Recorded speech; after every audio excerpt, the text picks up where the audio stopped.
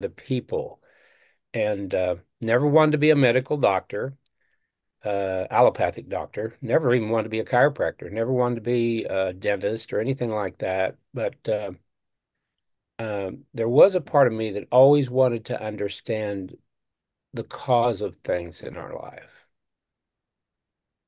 And so this book, Permanent Healing, is about cause, how we cause our lives to be the the way it is. And the specific way that I focused on cause is in this book is healing, health and healing. So one time I was doing a radio show out in Colorado Springs, and I don't remember the topic of the show at the time, but the man that was interviewing me said, um, asked about my background and my life history, and I told him I had a bachelor's and master's degree in agricultural economics from the University of Missouri. And he said, "Well, how did you go from um, economics to the study of the mind, conscious metaphysics, permanent healing?" And I was able to answer him pretty quickly with, even though I hadn't been asked that question before.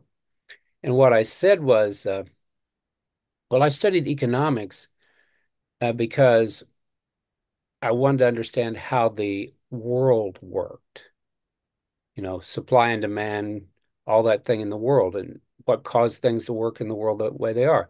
And I studied mind, consciousness, being, metaphysics, thought is cause, in order to understand how I worked in the world and how I could help other people be more effective in working in the world and achieve their goals, desires.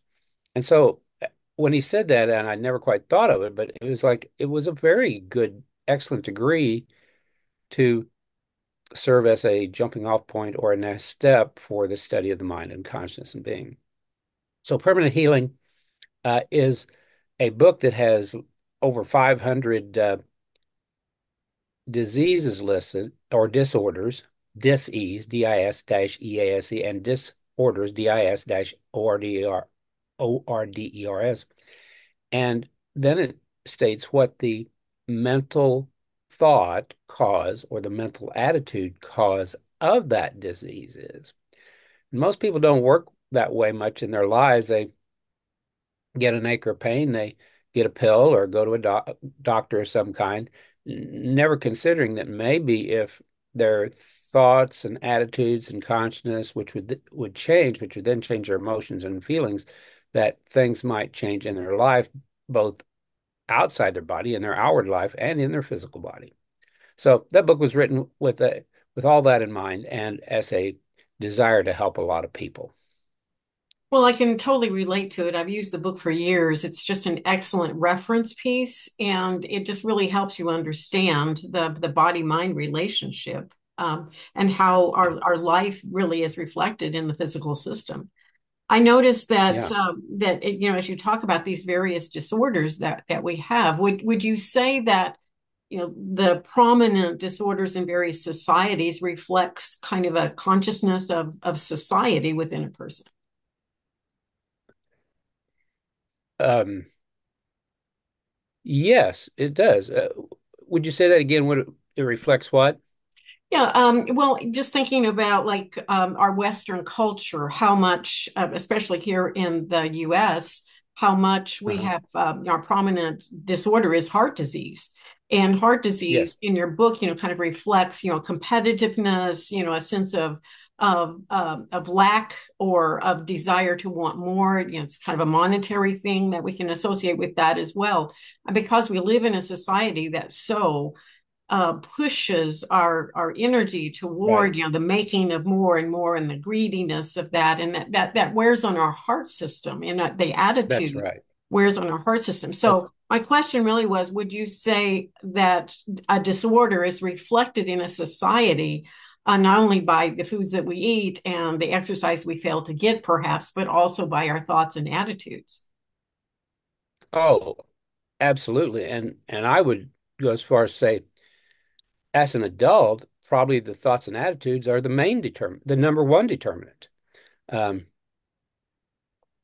Children pick up thoughts and attitudes as they're growing up, and by the time they're age 7 or 8, have pretty much been indoctrinated or filled their brains filled full of ideas and thoughts of the people, particularly the adults, particularly the parents around them, and that forms their foundation, good or bad, productive or unproductive, whatever it is, for a lot of the rest of their life. Some of them settle for that and just become just like their parents, and some say, "Oh, I want more," and try to break free of it or to go beyond it. So yeah, I don't think there's much more. Actually, I'll state it positively. I believe that the most important practice a person can have is mastering their thoughts. Now, some people will argue with me and say, well, the most important thing is love. Okay, I can go along with that. But how can you do loving if you don't even have mastery of your own thoughts? So I used to teach a 1 day seminar, and I taught it for about 6, 7 years, once every 6 months. And it was called Still Mind, Present Moment, Open Heart. So all three of those are important. You got to still your mind so you can have some space between your thoughts to know who you are and be in the present moment because the future has not yet arrived. The past is over. So all we have is present, still mind, present moment, and then have an open heart. And those are very healthy things to do. And because people don't have a still mind, or because unless they practice some kind of mental discipline, they probably don't have much space between their thoughts, then it's difficult for people to know who they really are. They may think they know who they are, but what they think they know they are is just an accumulation of thoughts that they've picked up from the time of birth on up to the present moment. I've read studies that show that people, the average person, people think about 90 to 95% the same thoughts every day. What you thought yesterday is about 90 to 95% what you think today.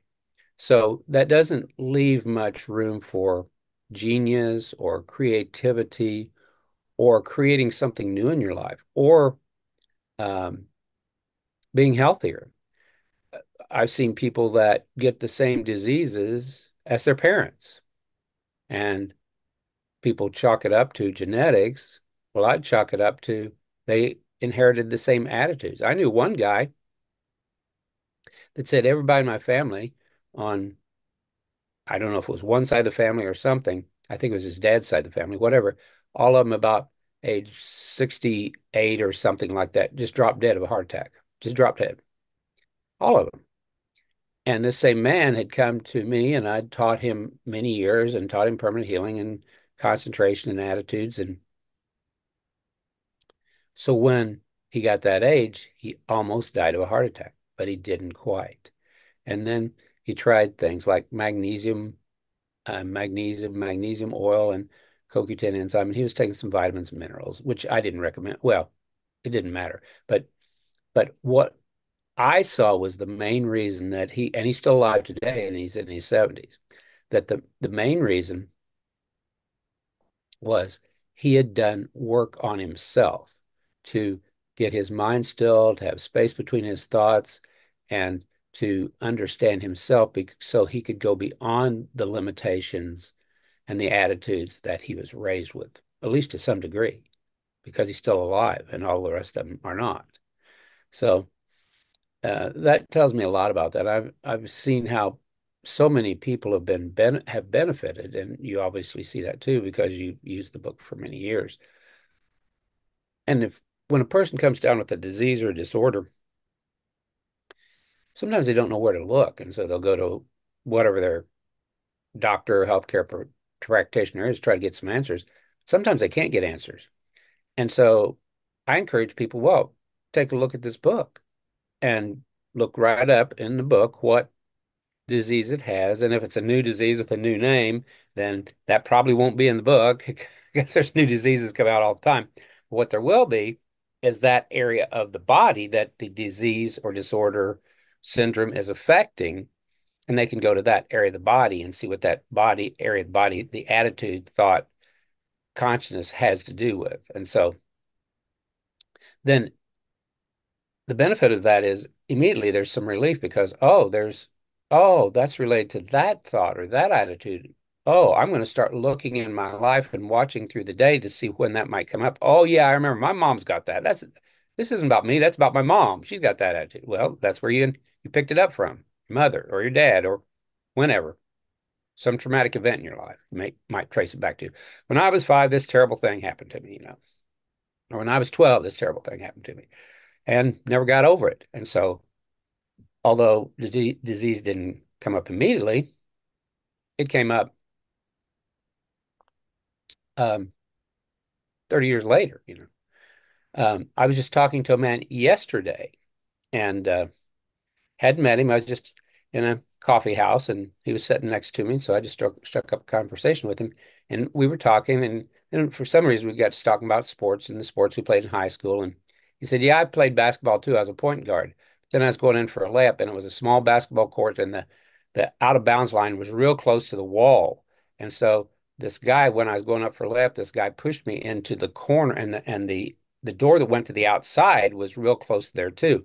And so got pushed into the corner of the door and it hit his spine and he went down and he said, I got up and I thought, well, I'm okay. And then he went home and the next day he couldn't get out of bed. And so they took him to the doctor and his spine had gotten broke. And he recovered where he survived. And the doctor said, well, you need to have operation. But 30 years later, when he was 50, he had the operation. But but he was able to practice and apply and live and function for 30 years after that. And so I guess you could say he had a pretty healthy attitude about that. And it wasn't really an attitude because the guy pushed him into it. That because if it had been an attitude he brought him on himself, it would have just gotten worse and worse and worse over time.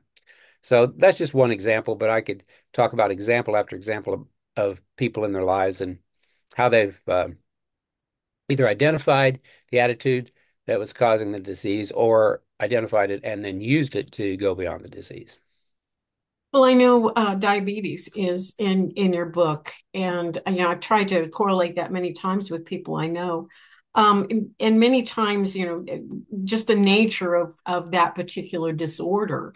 A lot of Mhm. people have a lot to offer, a lot to give in life, and perhaps they're not Right. using their energy in a manner that would enable that, the strength of who they are inside to really be reflected well outside, and that then plays itself out in maybe inappropriate ways at times. But can you talk a little bit about that disorder, because that's a very prominent disorder in our culture? Yeah. And the attitude with it is feeling or thinking you're being taken from.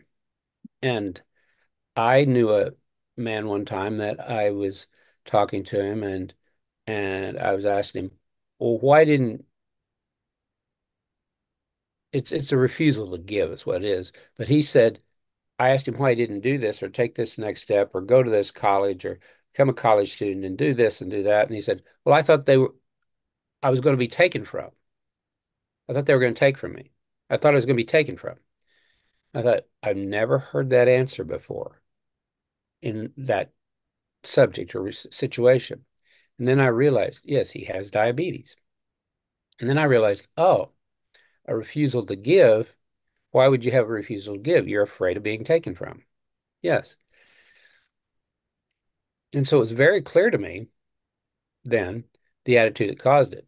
And I talked to him and I think I helped him trace down exactly when it started because it had started when he was playing football in high school and he just started getting weak and he couldn't do it anymore. And then they took him to the doctor and said, well, you got diabetes, you got to take insulin, blah, blah, blah.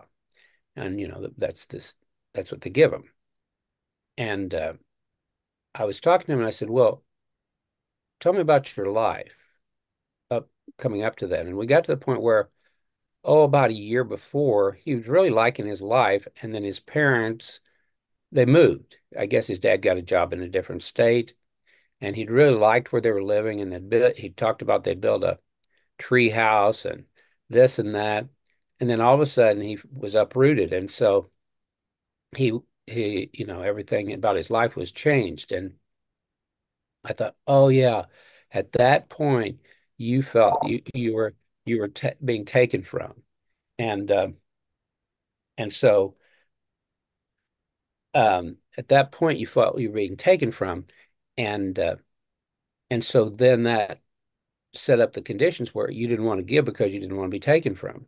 And so then he ended up being told he had diabetes, and that lasted then throughout his life. So, In the book, you talk in terms of, the physics of this process. Would you be able to kind of go yes, over a little bit of that? sure. Yeah, in fact, the title is Permanent Healing, and then as a subtitle, it says includes quantum mechanics of healing. Um, and there's some, and if you've never understood quantum mechanics, but you would like to, this might be a book that you would get just for the quantum mechanics part of it, because I've had many people come up to me and say, "This is," and this we're not talking about physicists here, but we're talking about the layperson, and they would say to me, "Your explanation of quantum physics is the first one I could ever understand." And so, if you want to understand quantum physics, that would be another reason for getting this book. Um, so there's quite a few postulates in quantum physics, but an interesting one is that it accounts for uh, it's called quantum non-locality, and it's an interesting way to put it because it's stated in the negative non. But what it really means, and then the physicists talk about it, and then according to that theory, which is more than a theory because it's been proved in laboratories over and over again. Um, so I guess it's physics fact, I guess you'd say with it, or, is that they can have two connected atoms, I think, or subatomic, I guess it's subatomic particles, and then they split them apart and they have the same spin. And then if they take them apart and they have the same spin and they're connected, then they disconnect them and move one of them a yard away, a mile away, 100 miles away, 1,000 miles away. Doesn't matter how far away they do. If they change the spin of one, immediately the other one changes its spin. And this is faster than the speed of light. I mean, it's literally instantaneous. And so they call that quantum non-locality, meaning the two are not local to each other. I I would, if I was a physicist, I would have called it um, quantum connectedness is what I would call it. But they didn't. They stayed in negative. So um, so that's one of the postulates, and basically it means that things can move faster than the speed of light. Well, what's faster than the speed of light in our physical world? Well, thought. Thought's not physical, though. So to go faster than the speed of light, you almost have to do things that are not physical. The way the quantum physicists do it is go to subatomic particles, which are not physical. The way uh, mind conscious metaphysics would teach it is that thought uh, moves faster than the speed of light. It moves instantaneous. So somebody can halfway around the globe can pick up the thought of another person. And there's been lots and lots and lots of experiments and examples, lay people and scientific, that show that people pick up thoughts from other people, both local and non-local. So that tells you the power and strength of thoughts and how we can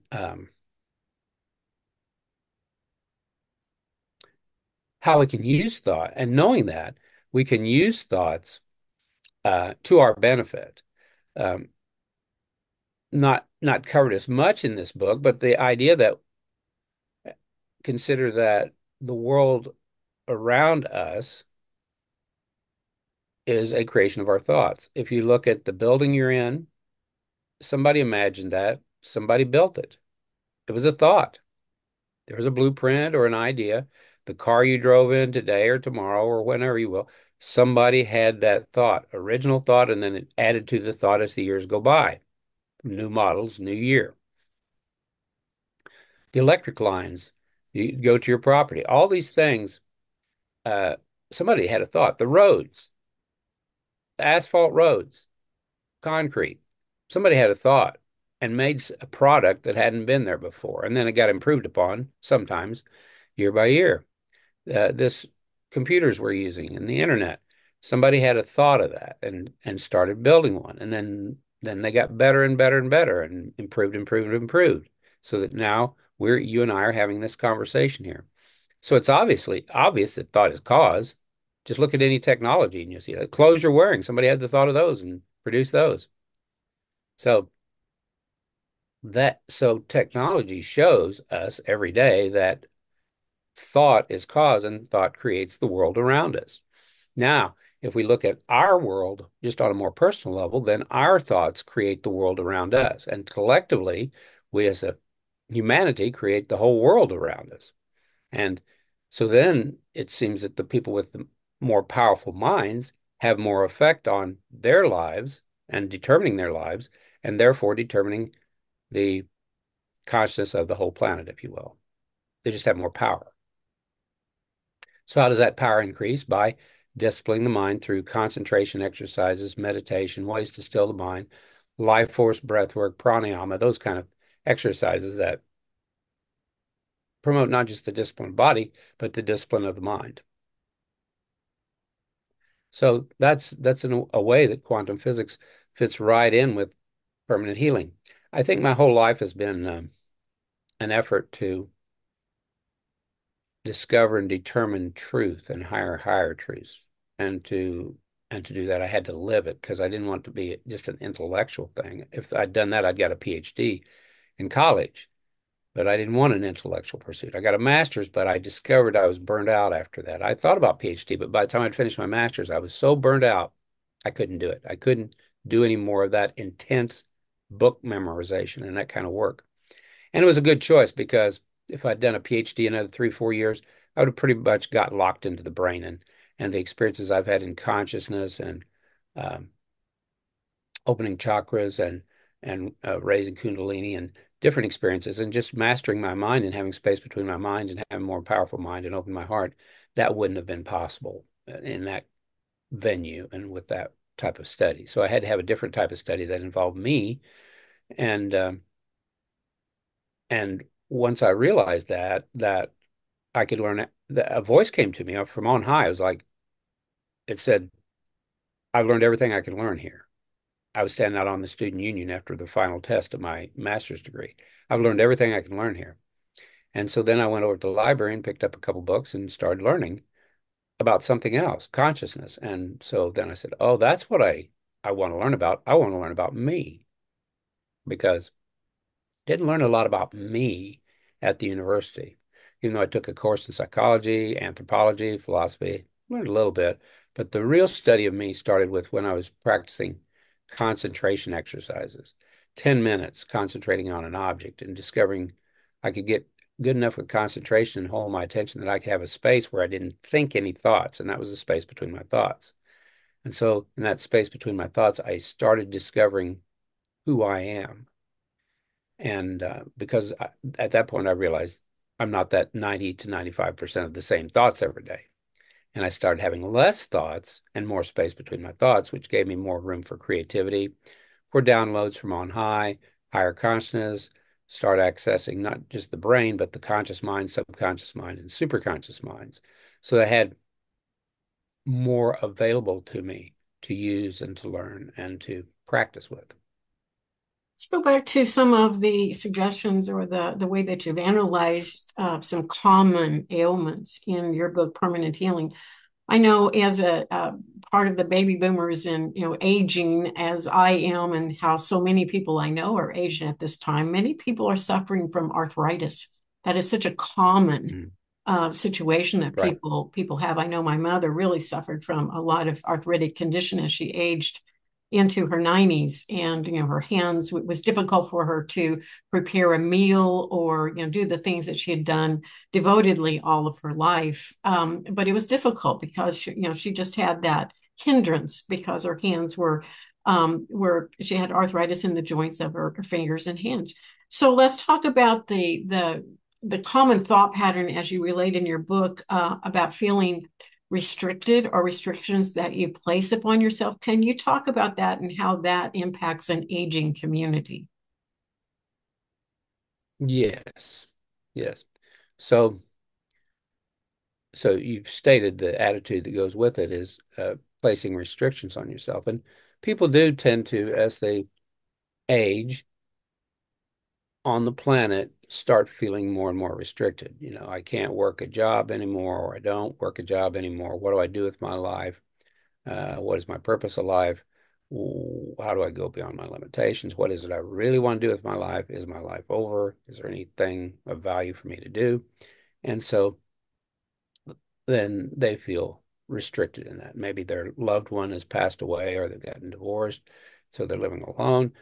And so they feel like not much importance or value in their life anymore. And so that translates into that stiffness of the thought of not entertaining something new and practicing something new in the life translates into a stiffness in the body, particularly joints, because the joints is where our body moves. That's where we have flexibility in the joints. And so when we don't have flexibility in the joints, then that usually indicates some lack of flexibility in the thoughts. If a person spends most of their life thinking the same thoughts, the 95%, then they will not have much flexibility the longer they are on the planet. They will have less flexibility and in their body and less flexibility in what they create in their life. And so we want to have flexibility. And to do that, we have to entertain constantly, be willing to open to new ideas, new thoughts, and new practices in our life and new things. I took up the guitar when I was 65 and it had been something I'd wanted to do my whole life, and I've been practicing it ever since. So I got a black belt in karate and kung fu about the same time, 65, 66, 67. And I'd gotten a blue belt when I was in college, but I'd never went farther with it. That was in Taekwondo, but 30 years later, more than 30 years later, 40 years later, I got a black belt. So it's important. I even started taking dance classes, so it's important to always be open to learning. And I'm a writer, so I've written over 20 books. So just a couple years ago, I wrote a couple more books. So and they were different than the other books I'd written before. So that brought something new out of me that hadn't before. Well, let's talk So a these little kind of bit new about things. I'm sorry. Um, let's talk a little bit about the difference between learning something new and learning new attitudes. Well, okay, good. It's usually the attitudes that determines whether we'll keep learning something new or not. And that requires an open-mindedness and a desire to learn and want to continue to learn and grow. So where do we get that desire to want to learn, to continue to learn and grow? And where does that come from? And that comes from within, having a strong purpose. And sometimes we teach about ideal purpose and activity. An ideal is like a goal is a physical thing you want to achieve, but an ideal is what you want to become. So you can have a physical goal or a mental ideal, and then you have purpose, which is your personal benefit for pursuing that goal or ideal. And then the activity is the action that will cause it to come into being or to move further towards it. So sometimes we just need to try something new in our lives to live. I knew a gentleman that has since passed that he had been a medical doctor, and somewhere in his, I think it was in his 40s, maybe 50s, maybe early 60s, but somewhere in there, he had been a medical doctor and he collapsed outside on the sidewalk, just fell down. And a man came rushing out of a storefront who saw him and talked to him, picked his head up, and he said, I need to know one thing. And he was able to answer, the doctor was able to answer. and he went by the name of Dr. Paul. Anyway, he said, yes. And the man said, do you want to live? I need to know one thing. Do you want to live? And he said, yes. And so the man put some kind of pill under his in his mouth or under his tongue or whatever, something under his tongue, got him up, aided him to walk over to his office and started helping him. That man that helped him was a homeopath. Now, the doctor that had fallen down at a young age was a allopathic doctor. So then this Dr. Paul, the allopathic doctor, thought, well, I've been that and I'm almost dead. Where's this other field helped save my life? So then he went to England and he studied and got a doctorate in homeopathy and naturopathy, and then came back and practiced for decades and decades and decades. And he lived to be 108. And he's the oldest person. I've never known anybody else that age, 108. So that's a person that, was shocked into saying, I need to do something different. This isn't working. And went so far as to do something different. The guy told him to go out and live on the beach and just drop everything else you're doing. And he did that for a while. And then he went and studied in England and got those degrees and came back and practiced and helped a lot of people live healthier, longer lives. So sometimes we need a radical or just a kind of a total change of pace. He was always a doctor, and wants to help people. So that didn't change, but his modality did. And it helped him because he saw that the other wasn't working for him. And so that's it could be example after example of anything, but where people are sometimes drastically willing to change their whole career or their focus or their way of life, and which has brought about a change in attitude and consciousness and a way of looking at life, looking at health and healing. And so permanent healing, it's none of those, but it's a way of looking at life differently. Like this book empowers you. The person that reads it, considers it, applies it in their life, it will empower you. What do I mean by that? Well, as long as we put the blame or fault outside of ourselves,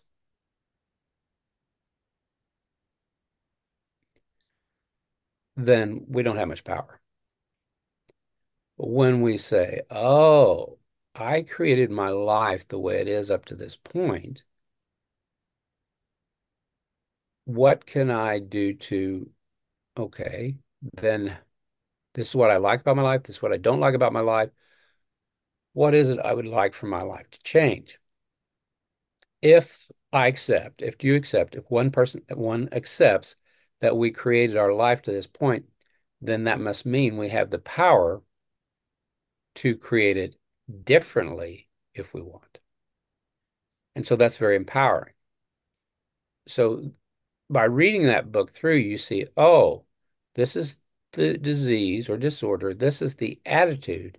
If I want to get well, and then I give suggestions for changing the attitude too.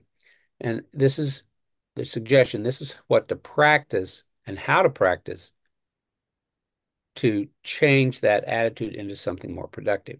Now, when we change our attitude about one thing, you've probably heard the phrase, how we do one thing is how we do everything. So when we change an attitude, we not only can improve our health of our physical body, but our whole life outside of ourselves, beyond our physical body, our whole outward life, because thought is cause. If there's one phrase, one thought that I would it would be great if the whole world would know,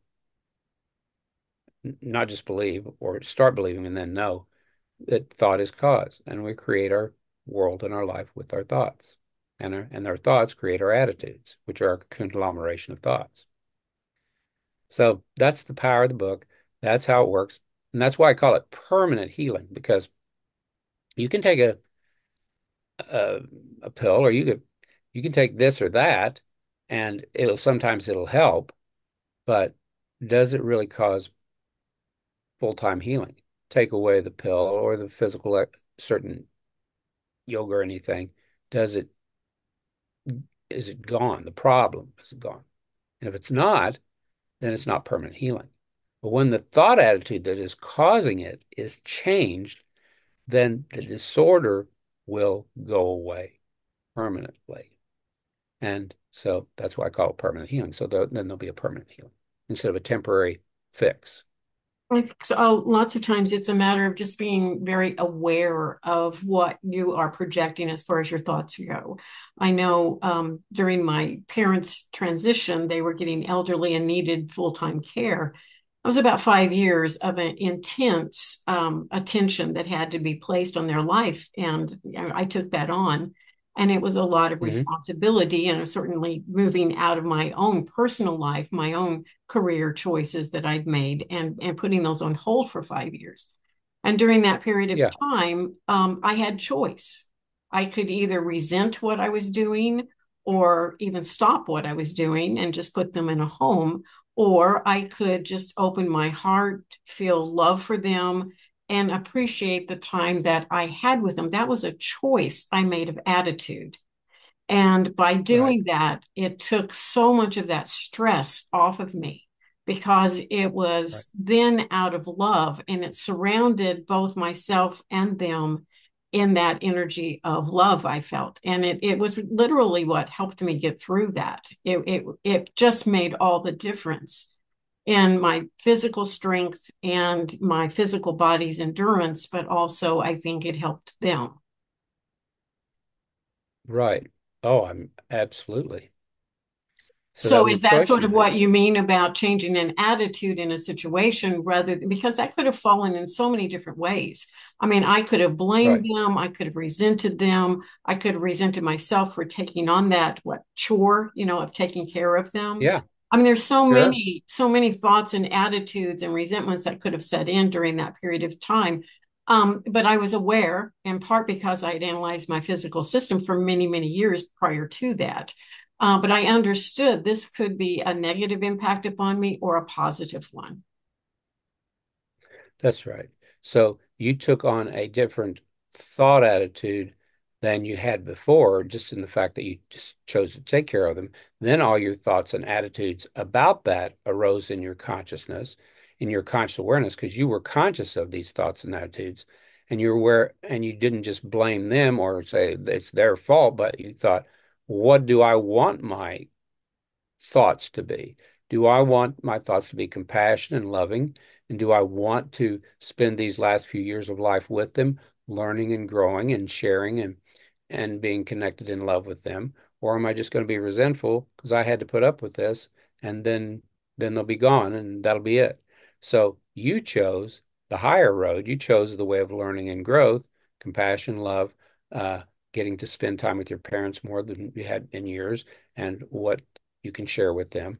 And so that was to your benefit. Well, I think and I think this is where the empowerment comes in, is that we can choose. We can choose our thoughts and attitudes toward our life. No matter what happens in life, we can choose our attitudes toward that, which then often changes even the trajectory of our life. That's right. And one of the things, as I mentioned earlier, that I've spent my whole life searching, you could say researching, studying what truth is and wanting to live by the highest truth and higher truth and discovering a perspective on truth here, a perspective on truth here, truth in holy books of the world, truth in the Bible, truth in the Dhammapada, truth in the Tao Te Ching of Lao Tzu, Dhammapada of the Buddha, the Yoga Sutras of Patanjali, the Bhagavad Gita of Krishna, and studying and saying, well, what truth is here, and what truth is here. And I used to think that, well, there's the highest truth, and then there's love, and that's like the yin and yang, or the male and female, the aggressive and receptive principles of creation. And then just in the last few years, I discovered, oh no, they aren't two different sides. Love is the highest truth, and love is the glue that binds all creation together. And and then I just so then I my life's work, or my life's learning, maybe not my life's work, my life work and my life's learning had come to the ultimate truth. The ultimate truth is love. And and And then from that, all other truths follow. And so the true nature reality is connectedness that leads to oneness as one understands it better. And what creates that connectedness? Well, it's love. That's the thing. That's the glue. That's the binder. That's what holds everything together. If you know, you've noticed you've ever been afraid of something, you want to get away from it, separate. And if you've ever been in love, then you want to get closer to and be connected and be one with that person. And you were being connected with and one with your parents at that point, as close as you could at that point. So you can see how that truth, that highest truth of the oneness or connectedness of all creation is manifested through love. So that's how it all works together. So my idea of permanent healing, I think, is that people could know a higher truth, live a higher truth until they live the highest truth, and in the process, probably be building a greater love for themselves and others at the same time. Because it's hard to apply the principles in permanent healing and even thought as cause and be a hateful person at the same time. Kind of It's brings us you to probably won't apply it. another, which brings us to another disorder that is very prominent in our Western culture, and that's cancer. And I noticed in your book, Yes, you talk about, cancer, deep-seated resentments and, hatred of yourself. And right. that can build out of so many situations in life. Talk a little bit about that attitude. Well, if you think about hatred, let's talk about hatred of others or something in your environment rather than yourself first. It'll probably come from yourself, but it may not be known as coming from yourself. It may or may not be. But hatred to others, well, that is a way of saying, separating oneself out from the environment, saying, I'm separate from you. I hate you, you know. And so, but if you know the true nature reality is connectedness, oneness, then you can't hate someone or something because it's all one, it's all connected. It's all made out of, if you use a spiritual perspective, it's all God's love. In the beginning, God created the heavens and earth, you know, and John first. Well, God gave his only begotten son, you know. And so, but you could use scientific principles or the Bible or any holy book, and you'll get to the same place each time to live the highest truths.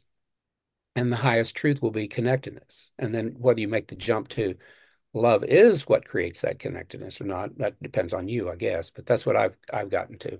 So hate separates us out from things. And so what does cancer do?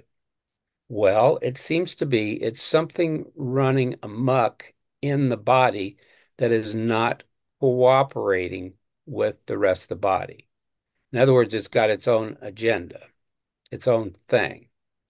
And if it starts to grow, then it takes over more and more of the body until finally it's taken over so much of the body that the body can't survive on its own. It's like a parasite, you know, that's sucking all the energy out. So that's the way hate is. It sucks the life force out of us based on a false premise, the illusion of separation. Yes, the five senses seem to tell us that we are separate from everything and everyone else. My answer to that, if someone would say, well, the senses tell us that we're separate, so we are separate.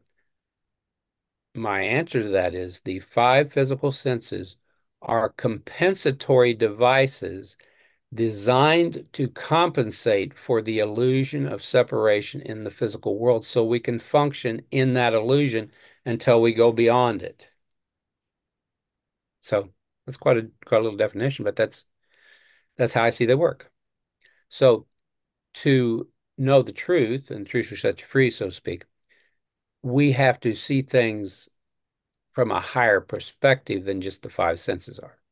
Even in science, they tell us that the five senses of smell, taste, touch, sound, hearing, that they only perceive a very small percentage of the total light spectrum of light.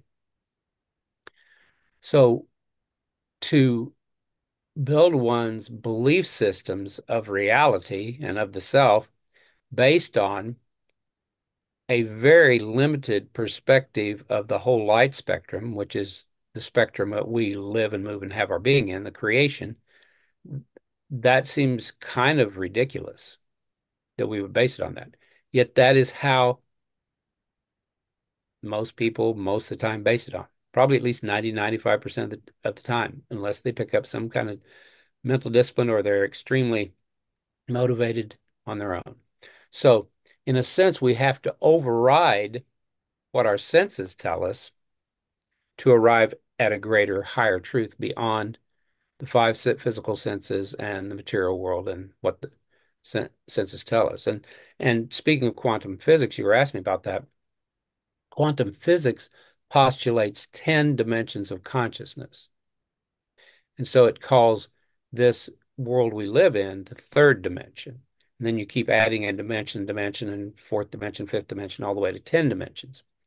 So the three dimensions are length, width, and height. Now that's what the five senses work with. So the five senses are only useful or work with the three-dimensional world. Beyond that, we use other senses. We use senses that we have in our dreams each night. You might call them clairvoyance, clairaudience, perception, telepathy, inner sight, but we have access to them every night in our dreams. Just remember your dream and you'll see things aren't quite the same as the physical world. And the higher we go in that consciousness, in physics, they'd call higher dimensions. In metaphysics or uh, studies of the self, we'd call it higher levels of mind or higher levels of consciousness. The less that illusion of separation appears, or it's least less strong. In other words, it's the strongest, most pervasive in the seventh level of mind, which is the three-dimensional world.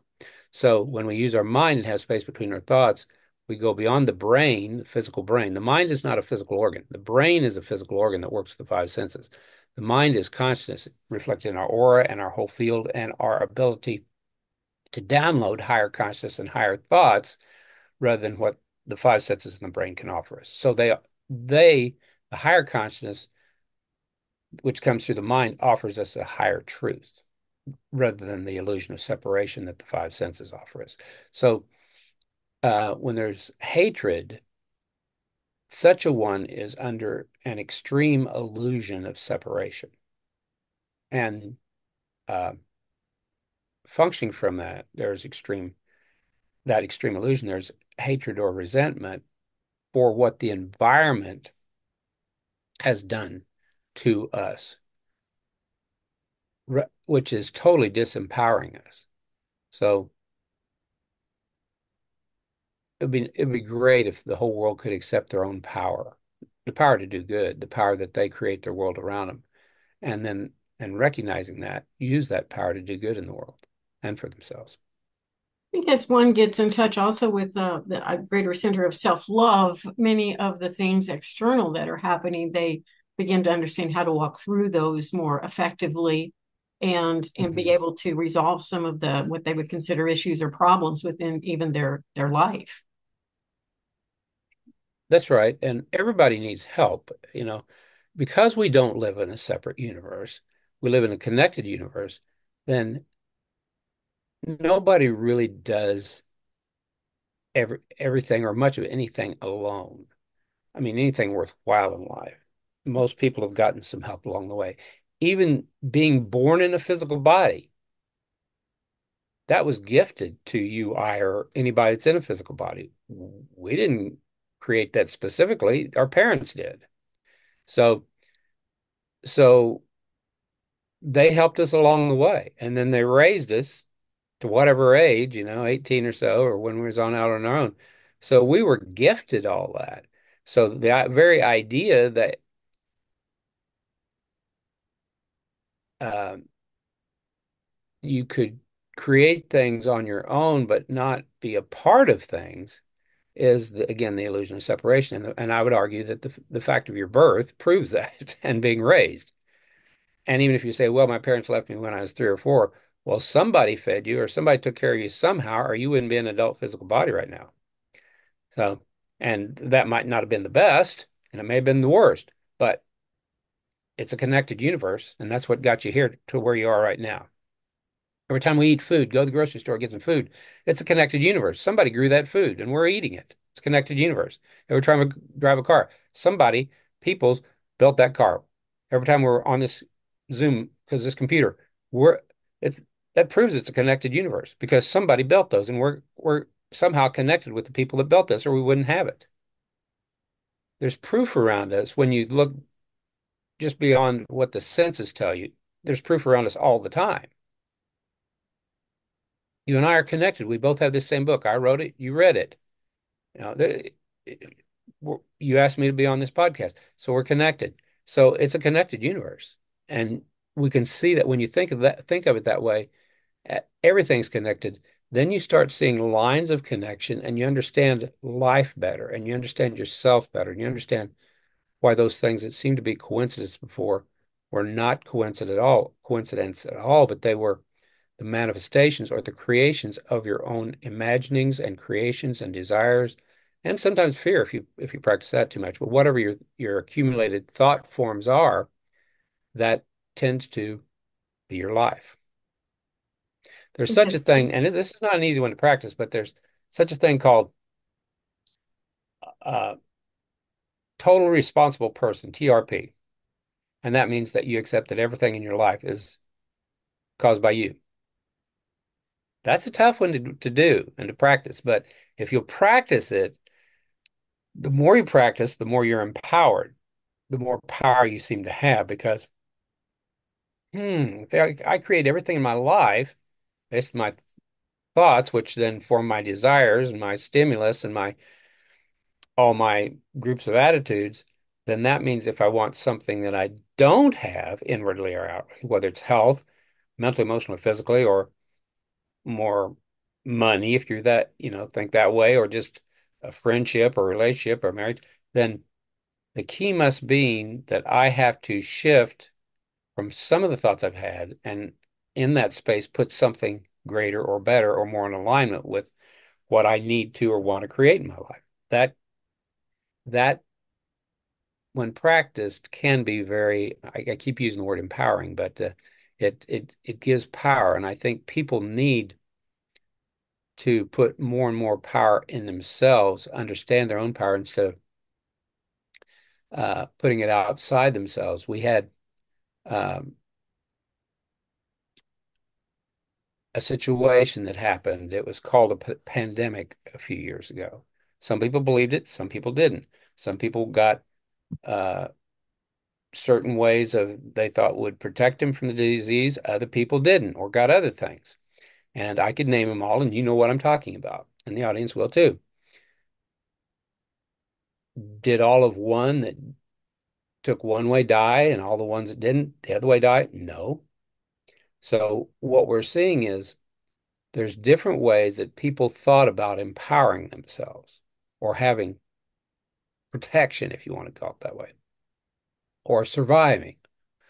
But then my question or thought would be, how much of did I or you or anyone else make their decisions based upon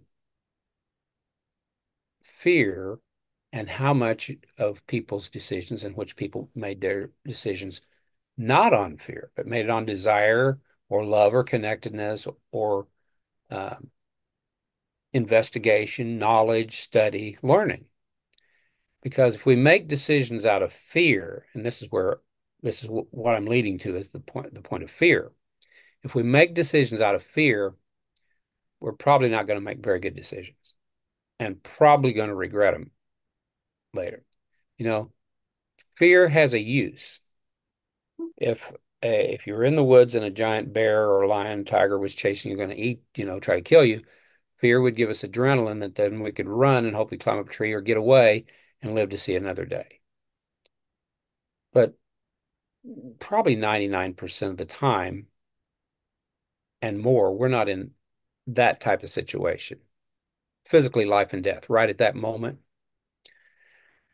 So therefore, most fear uh, is unproductive for us.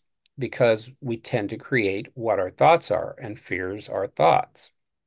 So what we fear, we tend to create. What we desire to tend we create. What we love, we tend to create. What truth we have and we practice with our thoughts, we tend to create in our life.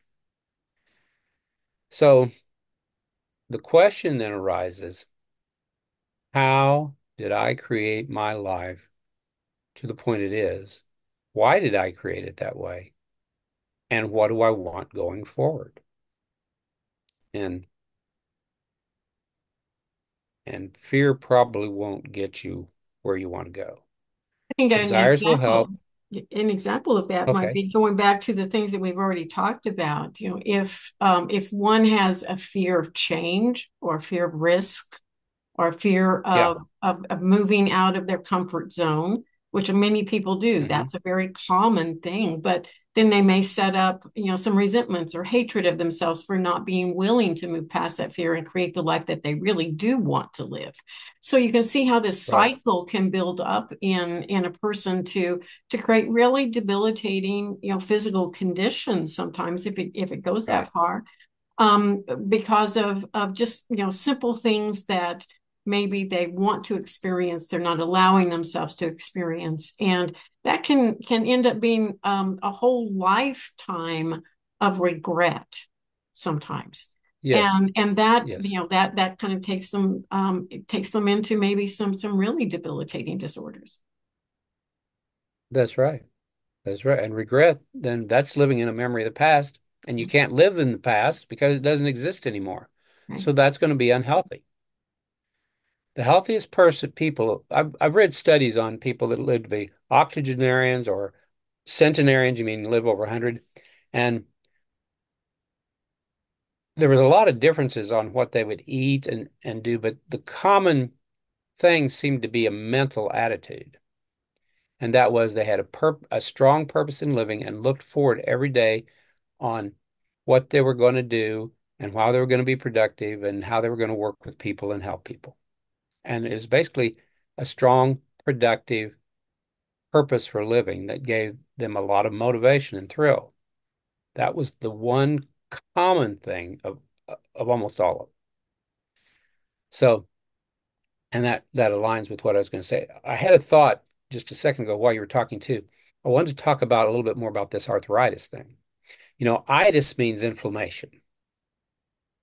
That's Latin for inflammation. The doctors like to use these Latin words that only they know what they mean, but I've learned a few of them over the years. And itis, anytime there's an arthritis, itis, it means inflammation. That's all it means. So, so when you have arthritis, you have inflammation of the joints. What causes inflammation? Well, it's when the energy is not flowing freely. So think for the difference between a bubbling brook that's all clean water and going down the mountainside versus a stagnant pool of water that gets green moss or algae growing on the top of it. And the example, like the free flowing water it's flowing down the mountainside, that's like the joints and the body of your typical younger person, average younger person, I guess. Doesn't have any arthritis and body works good and they do sports in high school and things like that, whatever. Get around good. And then the stagnant pool of water is like people that get arthritis, usually in their older years, but whenever. And so the what is the stagnancy? Well, in the water, the stagnant water, it's murky and it's got green pond scum going on it, algae or whatever. Well, what's that in the body? Well, that's the toxins that accumulate in the body, either as parasites or just uh, product of the body that should have been taken out of the body through the blood and excreted in the urine and those kind of things, but isn't. And it's being stored in the body and it's becoming stagnant. And that stagnancy, whether it's parasites or food toxins or anything, that's what causes the inflammation, just like the pond, the water's not moving. So the interesting point I wanted to make about that, when you understand how the body works, well, why would there be stagnant stuff in different parts of the body? and it's probably all throughout the body, but they notice it in their joints because that's where the joints move and they can't move very good and they hurt. But the toxins are probably throughout the body. Why would those toxins be in the body? Well, we can attribute some to food. If you're eating junk food, which isn't really food at all and it's full of toxins, now we're learning, you know, more and more that there's stuff that's packaged and manufactured that's not necessarily food. There's stuff that's in our food. So the body doesn't know what to do with those things. Well, where is the part of the body that's supposed to expel the toxins, process them? The liver. And so when the liver gets overloaded and you have a toxic liver, then the liver can't do its job anymore of flushing toxins out of the body. So when there's arthritis, you can go to permanent healing and look for arthritis and see the attitude. But then also, and this is what people might not know to do, but I'm telling you here, is go to look at the liver and see what it says about the liver. The liver is interesting. It's the real word is like live, Liver, liver, or live, it's about life. And it is about the purpose of life and having a purpose of life. So lots of times when people start getting arthritis, they're starting to say, well, my life's over. I don't know what my purpose of life is.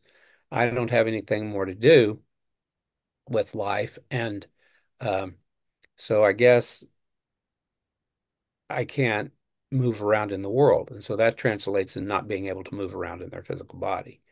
And so then because the liver, from that attitude of not having purpose in life, gets toxic, then the toxins, because they are not being removed by the body, start accumulating throughout the body. And then we say that person has arthritis because it's the toxins accumulating in the joint that cause the inflammation, which is itis.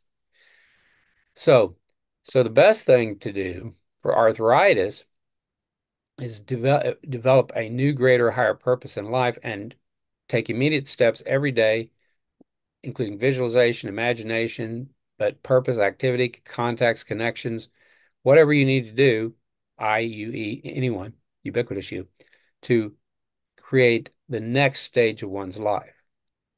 And if we have the same thoughts every day, then our life's on a trajectory, and that's as far as it can take us.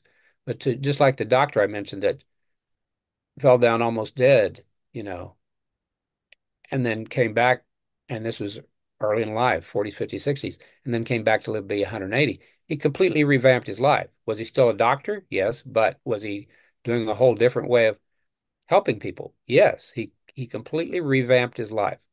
Al Almost a different profession, except that he was still helping people with their health. And maybe he thought, I'm sure, in a greater way.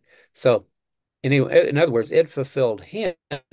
It was he had two lives, one the first 50 years and the last 50 years.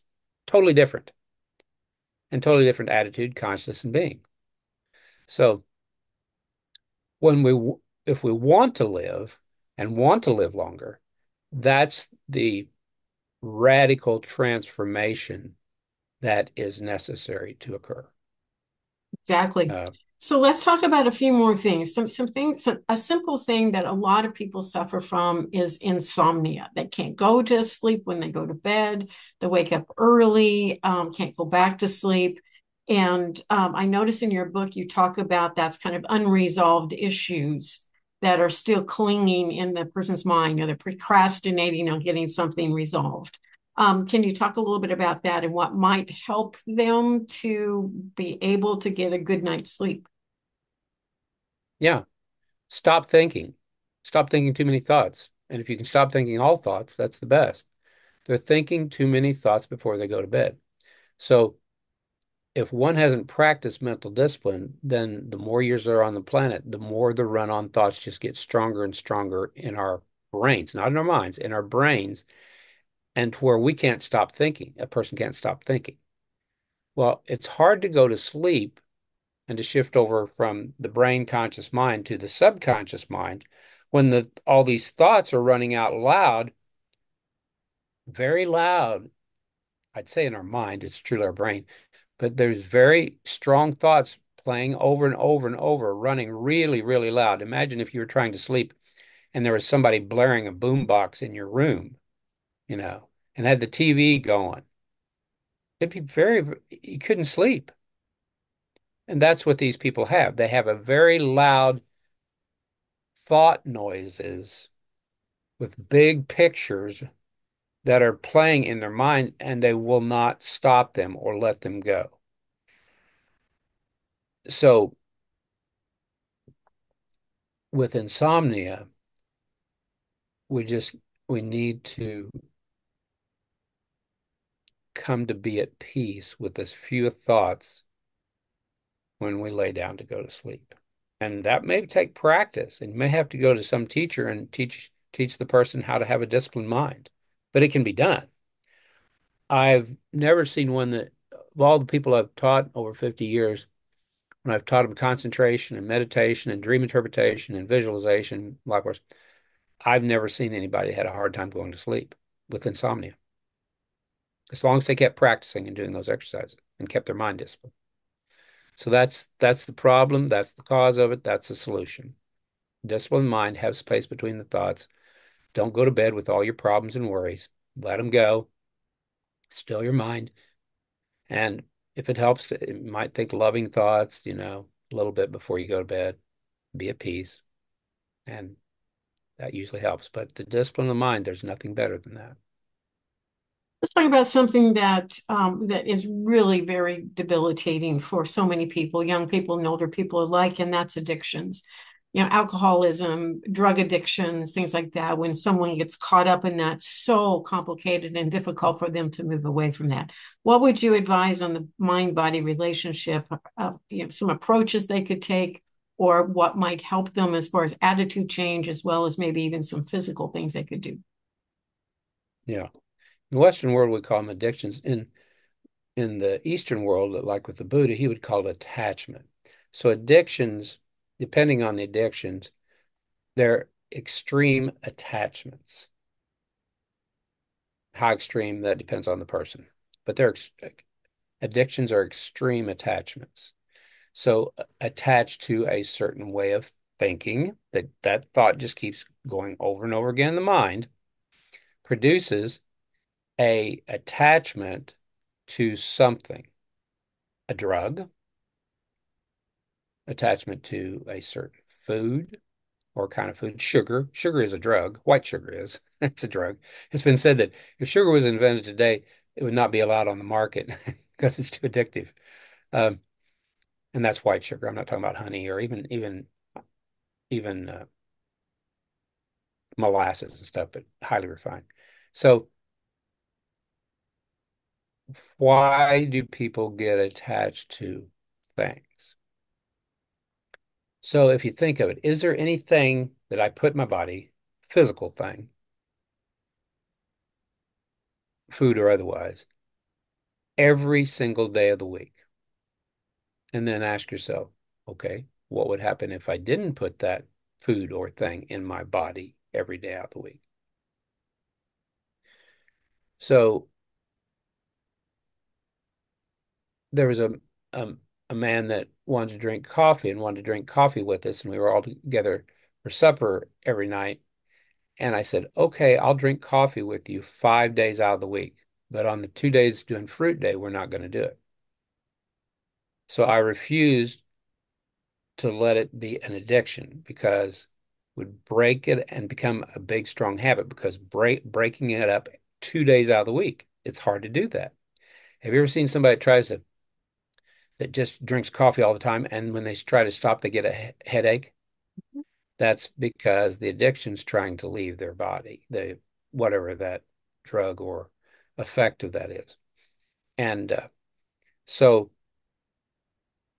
the question is asked, what am I attached to and why? And then what is there a thought about this? I'll give you an example here. My father fought, was in the army in World War II. He, like most of the guys then, got drafted or enlisted, whichever he did, at 18. And if you didn't enlist. He was going to get drafted during World War II. So 1941. So he goes over after training camp, boot camp. They send him to North Africa to fight against Rommel, and then they send him to Sicily, and then they land him on the beach in southern beach of Italy. So if you know the story of World War II, we usually hear about Normandy and landing on Normandy Beach, but there was two big landings, and this one doesn't get as much press, but it was the landing on the beaches in southern Italy. And so he had signed up and became a mechanic. And so he came in and was working on Jeeps and amphibious ducks and stuff like that they used. And they were on the beach, and the general, for some reason, didn't push his way inward. So they were on this swamp area, and they had to dig foxholes. Well, um, he had they built foxholes so they wouldn't get killed by sniper fire, or but mainly by missiles and bombs coming in. So if they heard him coming in, they'd jump in their foxholes. Well, one landed so close to him that it gave him a concussion and knocked him out. But he survived because he didn't get hit with the shrapnel. So he developed a habit, an addiction to cigarettes, because they were giving all the GIs free cigarettes during World War II. So the whole time I was growing up, I'll try to make this a short story, but he was smoking cigarettes and one or two packs a day, every day, the whole time I was growing up. And so I grew up, left home, and one day I came back and I don't know, he was in his 60s or something. I think maybe 65 or something. I don't know. And he said, "You notice anything different?" I was staying the night with him. And he said, "You notice anything different?" And I said, "No, I don't think so." And he said, "Well, I'm not smoking." I said, "Well, how's that? You've been smoking for 40 years, age 18, 20 to 65 or so, 40, 45 years." And he said, "I don't know. I just one Sunday I was out of cigarettes. He was on a farm, and he said, I just didn't feel like driving all the way up to Chillicothe, 17 miles to get the pack of cigarettes, so I just didn't, and I stopped." And I said, "Wow, my dad's got a lot of discipline. He's great. That's why didn't he do that sooner?" But then after I left and I was thinking about it, and I thought, that was right just really quick, like a month or two, pretty quick after his mom died. And so then I asked him, I said, "Dad, wasn't when you stopped smoking, wasn't that real quick after your mom died?" And he said, "Yeah, I guess so." And then I thought, and I didn't say this to him, but I thought, oh, now I understand. So, he built the physical addiction there, and he was just a kid, 18. So when he was home on the farm, he had his mom, you know, for comfort, security, like all kids do. And it was like getting ranked right out of high school. You've been living with your mom and then going right out of high school and being in a foxhole, getting killed almost. And so the cigarettes gave him a little bit of a sense of comfort. And so I think somehow there was a connection there in his mind so that when his mom died, then he didn't associate comfort cigarettes, comfort mom, because he only lived two miles away when he grew up and came back from the war. That once she was gone, then that whole connection with comfort, he didn't need that anymore. So the point of that whole long story, and I'm pretty sure that's correct because the timing was too close after over 4 decades. That excuse me, that um, if we look to see, he had to wait till his mom died before he could get rid of the addiction. But if we look to see and find what the thought form was, in his case, comfort, or nurturing or whatever, that and we find that and see the causal thought form for the addiction, and then bring it out where the person is aware of it, and then make sure that causal factor is not in the physical life as much as possible, and then give them tools to where they can replace that causal thought with a more productive thought. I think that in many cases, the addictions can be overcome. Well, that's There's a an story. interesting point. Yeah, I agree. I think Yeah. that you have to have to find the origins and what is it that that the thought pattern, that how is that attachment serving you? For some Right. people who get so deeply into the alcoholism and the drug abuse, it's very complicated process. It's a very complicated process moving away from that, and you can see their drawback to it, and the relapses over and over and over again because they Yep. don't know how to move past that, um, and can of course just completely debilitate their life existence, which is a very sad situation. Wrapping up Right. our interview, Daniel, tell me, is there anything else that we haven't covered about permanent healing that you would really like for the audience to understand? Um, I'd hope everyone would get a copy of it and it'd go around the world and because I think if everybody can understand that basic principle that thought is cause and that to create their life and the better life for those around them, because we influence everyone around us, that operate from a higher thought form and learn to discipline our minds to have space between our thoughts and then choose greater, better thoughts that align with love, light, and truth and connectedness instead of separation, then there's an opportunity for greater health and healing and wholeness for the individual and the whole planet. Well, I agree 100%. I think that's good advice. And I want to thank you so much for joining me today. I really appreciate your presence here and that you've written this book. There again, I've used it for years as a reference piece of material. And I think anyone who purchases it will definitely benefit from it. And if you're suffering from something, especially to begin to understand that path between your thoughts, your emotions, and your physical system is just vital to begin to go on the path toward healing. So thank you again. That's Really right. appreciate it. Thank you so And much. yes, and if people want the book, they can pick it up right on Amazon. I've written over 20 books. Many of them are on Amazon, so you can look up me, online uh, and look at the other books I've written too. But it's available for you if you want the book. Absolutely. Thank you. Dr. Daniel Condren, Amazon.com. You can find the book there. And we hope that people find it and heal. Thank you so much. That's right.